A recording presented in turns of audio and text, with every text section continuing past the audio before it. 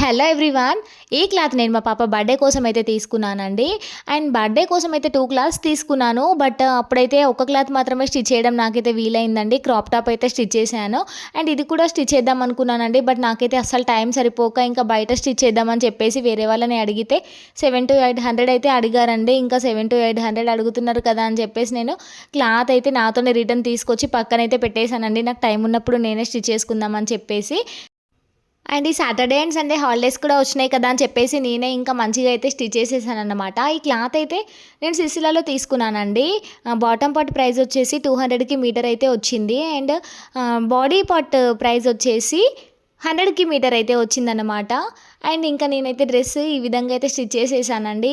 ఈ డ్రెస్ నేను ఎలా స్టిచ్ చేశానో ఫుల్ వీడియో కూడా అప్లోడ్ చేశాను. మీకు ఎవరికైనా కావాలంటే అండ్ కింద లింక్ ఇస్తాను, ఒకసారి చూడండి. అండ్ డ్రెస్ ఎలా ఉందో నాకైతే కామెంట్లో చెప్పండి. నచ్చితే ప్లీజ్ డూ సబ్స్క్రైబ్.